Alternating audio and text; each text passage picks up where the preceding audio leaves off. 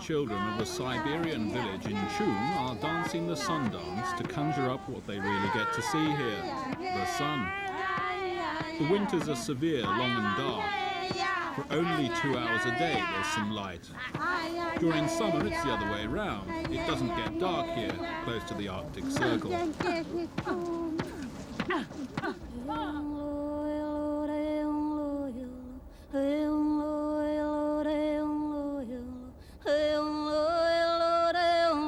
Alaska, an endless expanse with only 500,000 inhabitants. The Great Land, as its native population affectionately calls it. Rising up more than 6,000 meters, Mount McKinley is the highest mountain of the United States, and like many parts of the huge region, covered with ice throughout the entire year. Today, Americans refer to Alaska as the last frontier, and it is indeed unrivaled in its vastness and unspoilt beauty.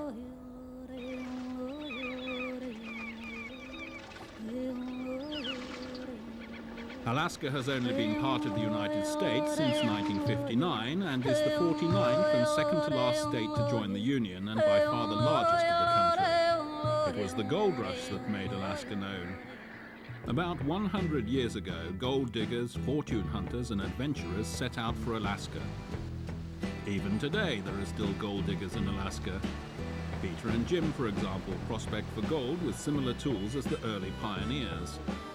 Although they only dig for gold during their holidays, it seems to be worth the effort. On average, they tell us they find a quarter to a half an ounce per day. That's 8 to 15 grams, worth about $80 to $160.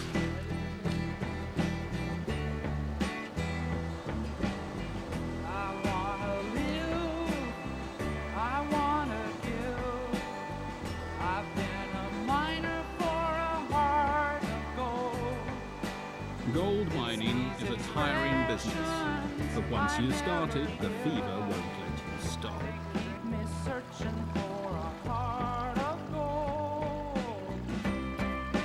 In the Crow Creek mine near Anchorage, the first claims were staked in 1897. Nothing has changed in the small village for 100 years. There's still the forge, the stables, the ice house, the storage, the cantina, and the living quarters of the 8 owners. By the way, everybody can try their luck, and for a few dollars you can rent the necessary equipment.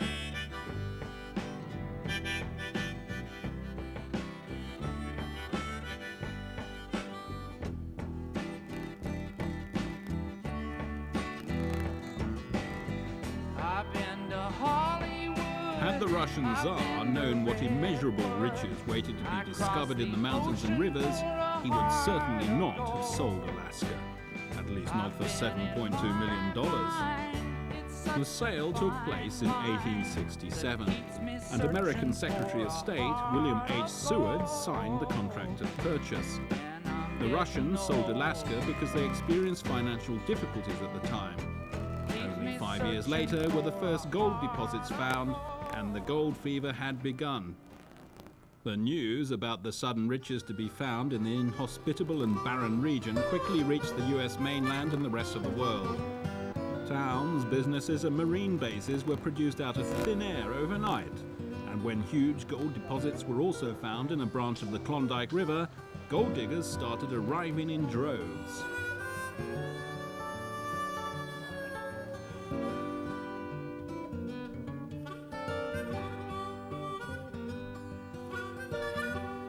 More than 200,000 people left their homes at the end of the 19th century to join the gold rush. Only 10% of them actually reached Alaska to stake their claims. Many turned around, couldn't make the strenuous journey, or simply came too late. To this day, Alaska's reputation is closely linked with the life of hardship and toil that is recounted in the legends of the first gold prospectors. There are a great number of museums and ruins giving evidence of that time in Alaska's history. The gold mining atmosphere can still be felt in Alaska, and the precious metal can still be found there. During summer, digging still goes on, but it's a lot less romantic than it used to be, though.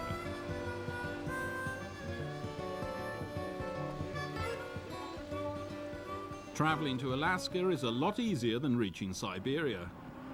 Although the Bering Strait between Alaska and Siberia is only 90 kilometers wide, and thus the shortest connection between Asia and America, a trip to Siberia means venturing off the well-traveled paths of tourism. Today, only a few ships cross the Bering Strait, but if you get the chance, do buy a passage, even if it's quite expensive. This is the only way to get to know the friendliness, openness and hospitality of the Inuit, as the Eskimos call themselves, on the Siberian side of the strait. About 400 Inuit live in the village Yanrakinot. Thousands of years ago, they migrated to the sea from inland because of the abundance of food on the coast. Igor, on the right, is the richest man in the village. The 31-year-old employee of the commune owns dogs, a motorcycle, animals and a quaint house.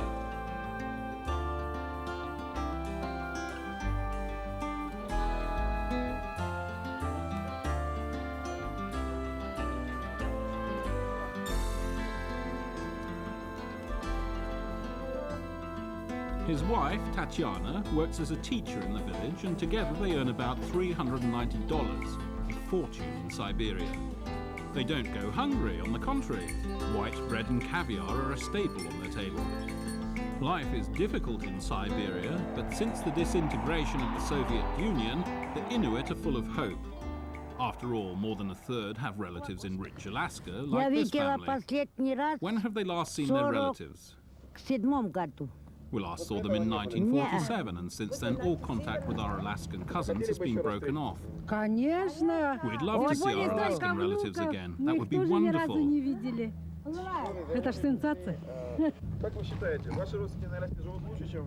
Since 1947, we simply have no idea if they exist any longer. We don't even know if they live better than we do.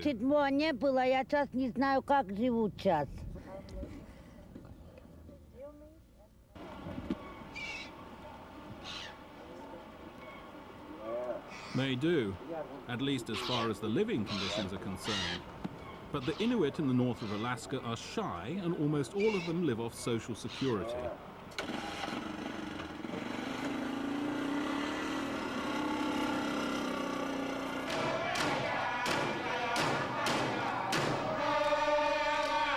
This is the whale song, handed down by the Siberian Inuit. In the gymnasium, where the children usually play basketball, the Alaskan Inuit dance for the tourists.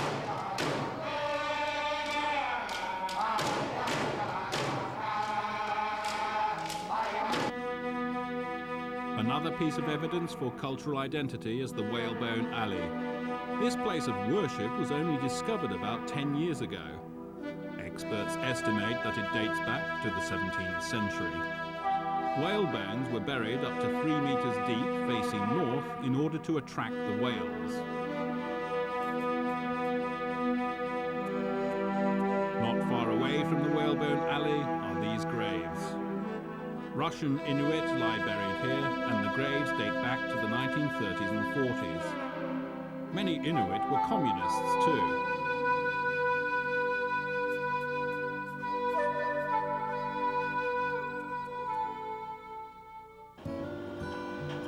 We move on to Nome, a pioneer town in the north of Alaska. The best thing about Nome are the saloons. At least that's what the white pioneers thought. In 1898, the first gold miners moved here and were soon joined by the Inuit. Today they account for about 80% of Nome's population. Taking the seaplane in Alaska is just as common as taking the car in other parts of the world. People fly to go to work, shopping, or take the children to school. After all, there are more than 3 million lakes in Alaska, so nearly everybody has an airfield in front of their door. There are only 2 possibilities to reach the capital of Alaska, Juneau anyway, either by plane or by ship. Juneau is the only capital of the world that is not accessible by car, unless you go via Canada.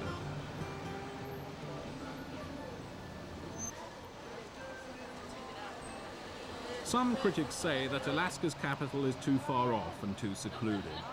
After all, Anchorage, which is the largest city in Alaska, is 1,000 kilometers away from the capital. Due to its isolated location, Juneau has retained its original pioneer charm, and its 30,000 inhabitants are happy to welcome visiting tourists.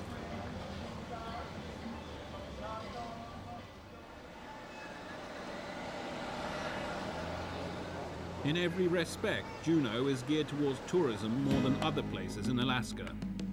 Take, for example, the wood carvings of the native inhabitants of Alaska. Make sure to visit one of the small souvenir shops which still breathe the pioneer atmosphere of days gone by. However, everything has its price here. Alaska is quite an expensive holiday destination.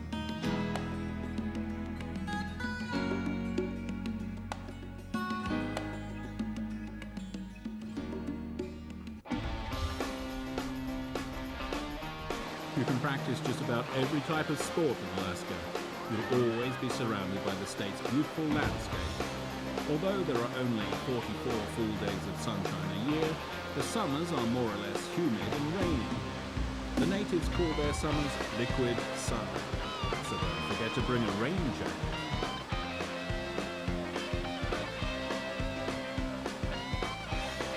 For hikers, Alaska has probably more to offer than any other region on Earth. Endless, breathtaking landscapes. It is not surprising then that so many people have been bitten by the Alaskan bug, meaning that they will always want to return here.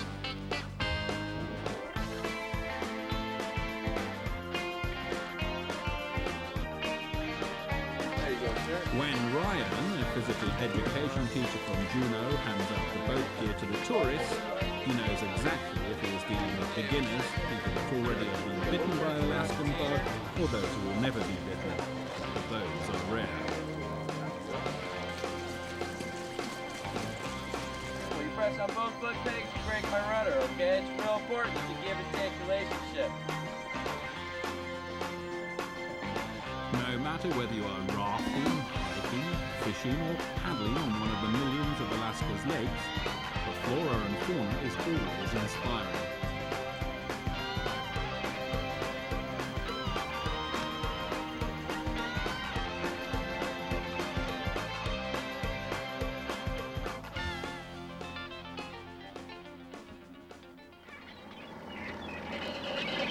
About 2,000 humpbacked whales, each weighing about 40 tons, spend their summer in the Pacific Ocean off the coast of Alaska.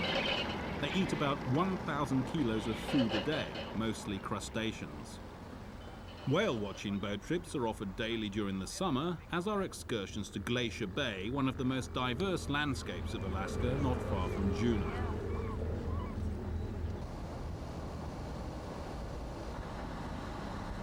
When Captain George Vancouver first explored the region 200 years ago, he found himself facing a huge wall of ice.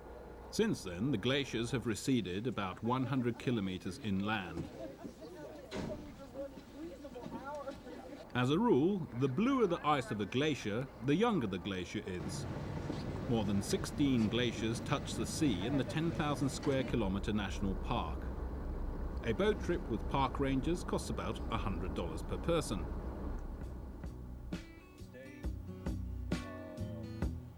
Here's another guy who was bitten by the Alaskan bug. 42-year-old Mitch from New York. 18 years ago, he came to Alaska for the first time because of his job. And today, he can't imagine living anywhere else.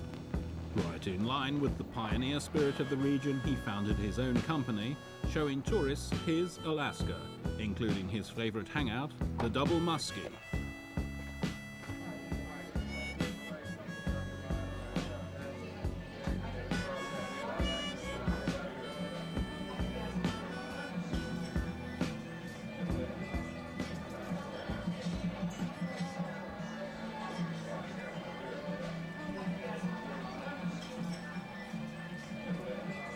People that do rent-a-cars don't see half of what they should because they're too busy driving. With Explore Alaska, I offer a luxury van service that lets people kick back and really enjoy their tour of Alaska. We recommend taking a plane ride too. From the plane, you'll have the nicest view of Alaska's unspoiled nature.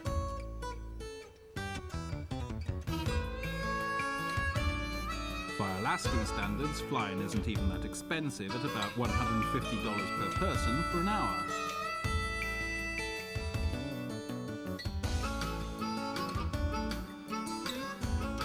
Turnagain is the name of the bay where Anchorage is located. British explorer James Cook realised about 200 years ago that he could not get through with his ships. 150 years later, Alaska's first railway was built to transport gold from the interior of the state to the coast. Today, Anchorage is an important traffic link between Asia and America.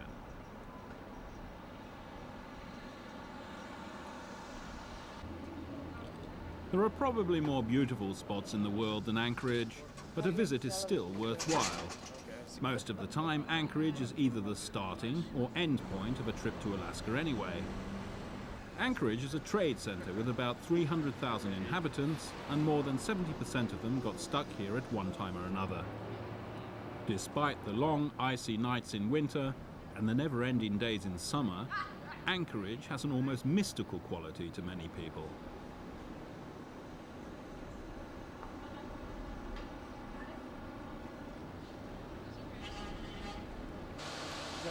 In the middle of the city, you can also go fishing, a favourite pastime of Alaskans. It is mostly salmon that is caught here, and the king salmons can weigh up to 45 kilos, the pride of every fisherman. Big one. Always get what I wanted. That you did today.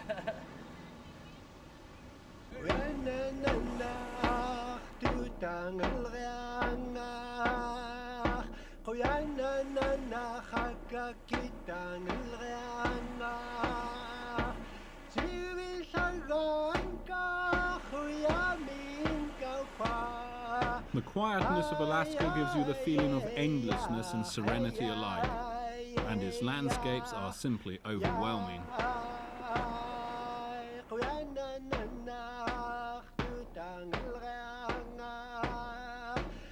And when the sun goes down on the horizon of the Bering Strait between Alaska and Siberia, when the native inhabitants sing the old whaling songs, you'll understand what the bite of the Alaskan bug can do.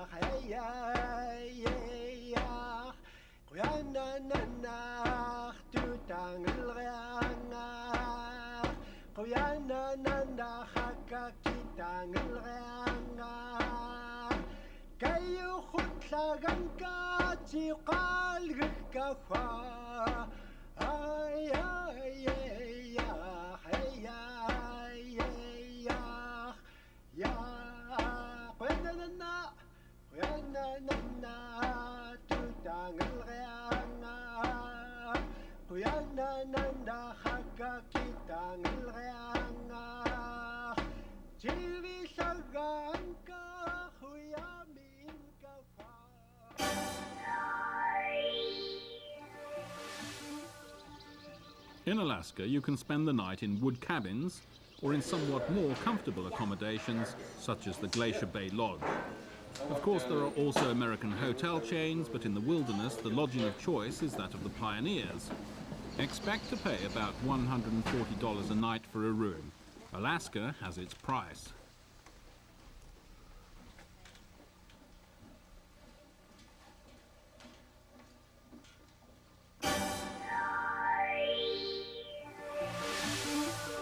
Whether it is boiled, smoked, baked or barbecued, the speciality of the state is freshly caught salmon. You will quickly learn to appreciate the different kinds of salmon. The silver salmon, for example, barbecued or baked, is a favourite of the locals.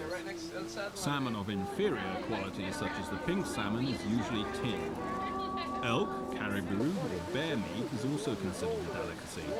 Alaskans love to barbecue, and this is where the locals mingle with the tourists.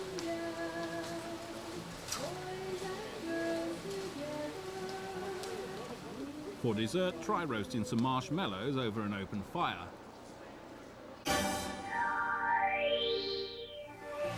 There's no real nightlife in Alaska, as during the summer there is basically no night. Often pubs and restaurants are artificially darkened, like the Red Dog Saloon in Juneau. The pub got its name from a reddish-brown wild dog which used to roam through the town and sleep in front of the saloon 22 years ago. so the owner decided to call his pub the Red Dog Saloon. The atmosphere here is friendly and relaxed, and the musicians who play here every day are very good. It's gonna be alright, and I would be missing so come Monday. It'll be alright. Don't forget to tip. 10 to 15% is expected.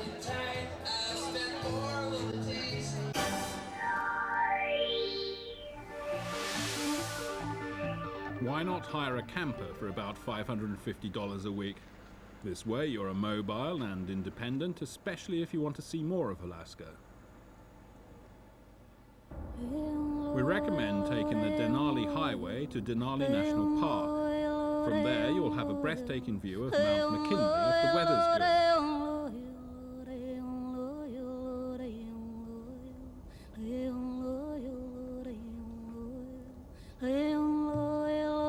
In Denali National Park, about 400 kilometers north of Anchorage, it is possible to hike and camp. However, for environmental reasons, there are no real trails. Everybody should feel like they are the first one to climb a mountain or watch bears and elks. Rangers will assist you in planning your hike and advise you about things to look out for.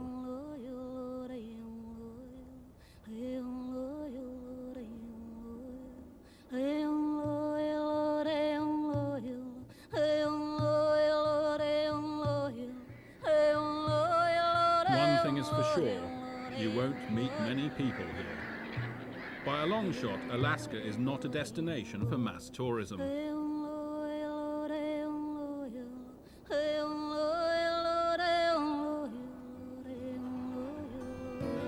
While Portage Glacier, the most easily accessible glacier of Alaska, is somewhat more popular than the rest of the state's wonders, it is far from crowded. Take a boat trip to the huge icebergs close to Anchorage. Alaska, the land of pioneers and treasure seekers. Maybe you'll be bitten by the Alaskan bug too, and find gold on your visit to the Great Land.